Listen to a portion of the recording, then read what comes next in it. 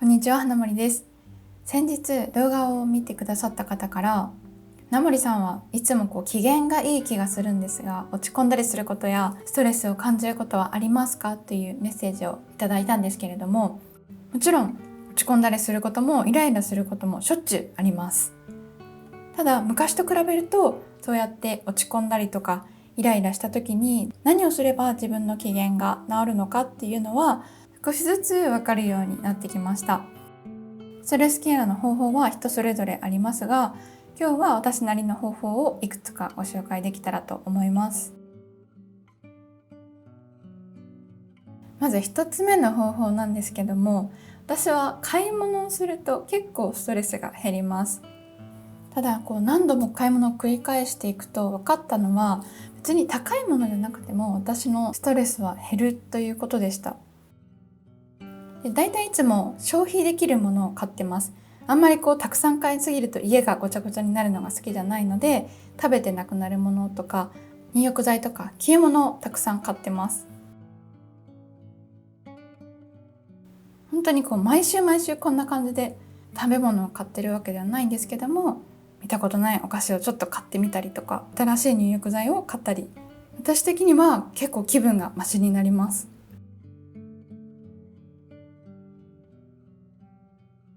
次2つ目は紙に書くということです。これは結構おすすめで、例えば皆さんなんかわからないけど不安だとか、すごいモヤモヤする時ってありませんか？私もそういう時がたまにあるので、何が頭の中で引っかかってるかみたいなのを紙に書いてることがあります。不安に思わなくてもいいことを勝手に自分の頭の中でぐるぐると巡らしちゃってることもたくさんありますし、そもそも今悩んだとしても絶対答え出ないっていうモヤモヤもあると思うんですよ。でそういうのを書いて目で見ながら整理していくと、割と気持ちが楽になったりします。本当に何かが忙しくなって頭がパンクしそうになった時は、この紙に書くっていう方法が私にはとても合ってるみたいでした。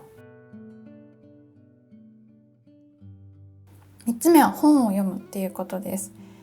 もちろん活字とかそもそも本が嫌いっていう方は逆に苦痛になってしまうので、全然真似してもらわなくて大丈夫なんですが、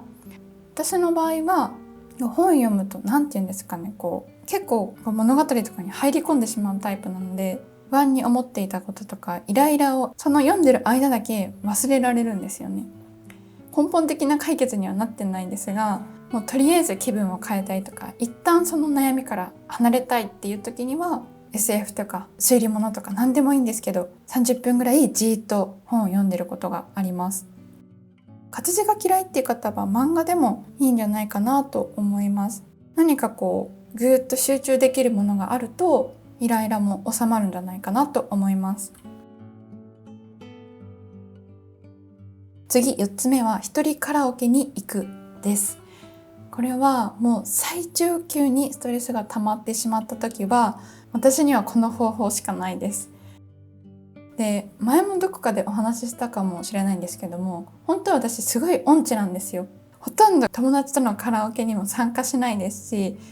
でどうしても行かなきゃいけない仕事関係のカラオケとかは、唯一歌える残酷な天使のテーゼを歌ってもうすぐ帰ってました。ただストレスを解消するっていう点においてはカラオケはすごくいいと思っていて、もうダメだってなった時は駅前のカラオケに行って1時間ぐらい何でもいいので歌います。一人だと歌のうまさとか関係ないので、声を大きく出すっていうのが私には大事でした。今まででこれでストレスが減らなかったことがないので、あんまり歌が得意じゃないっていう方もとりあえずストレス対策には私はおすすめです。次5つ目は運動をするです。これは結構どの方にもおすすめなんですけれども、やっぱり運動すると体の血の巡りが良くなって気分がパッと明るくなる気がします。私もできるだけ運動は毎週するようにしていて、一人暮らしの時は近所のジムに行ってたんですけども、引っ越してきてから近所にジムがなくてですね、今は十何年ぶりにまたバレエを習い始めました。レッスン自体は去年の9月、2021年の9月から始めて、毎週週1回、今のところ欠かさず通うことができてます。大人の習い事といえど、皆さん真剣にされている方ばかりなので、私はもうついていくのが精一杯です。なのでレッスン受けてる間は悩み事を考えてる暇がなくなります。イライラを溜めすぎて一気に爆発するよりも、少しずつ減らしていくことで穏やかな気持ちを保てるかもしれないです。次、6つ目はお風呂に入るです。これも結構どなたにも当てはまるかなと思います。温かいお湯を入れて、あれば好きな入浴剤なんかも入れて、じっくりお風呂に入ると気持ちも軽くなりますし、寝つきも良くなる気がします。ちなみに私は春夏も毎日湯船に浸かってます。次、7つ目は好きなものを好きなだけ食べるです。これはですね、ちょっと動画の中で言うかどうか迷いましたが、やっぱりリアルなところをお伝えしようと思って撮影しました。これは結構昔からなんですけども、ストレスが溜まった時は私ポテチをすごく食べたくなるんですよ。別にポテトチップスを食べることは悪いことでは全くないんですけども、ジャンキーなものを一気に食べた達成感みたいなのがあります。このストレスケアの方法は皆さん全員に合うとは思ってないので、一つの選択肢として聞いていただければと思います。だいたいいつも夜にポテチを買ってきて、好きなお酒を入れて、そのままネットフリックスだったり映画を見るのが好きなんですよね。この状態の時は結構ストレスが溜まっている時だっていうのは同居人も把握しているので、私がポテトチップスの袋とお酒を持っている時はもうできるだけそーっとしといてくれてます。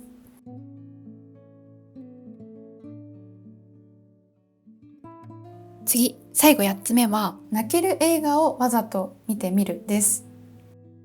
気分は悲しくなくても泣ける映画を見ることで泣いた後すっきりするんですよね。例えば私が泣いてしまった映画で言うと、ワンダー君は太陽、湯を沸かすほどの熱い愛、レ・ミゼラブルとかですかね。もしその他で感動できるような映画があれば、ぜひコメント欄で教えていただけると嬉しいです。はい、いかがでしたでしょうか。今回はストレスケアの方法をご紹介しました。これから梅雨だとか、新卒の方そろそろ疲れてくる時期だと思うので、少しでも気分が楽になる方法が見つかると嬉しいです。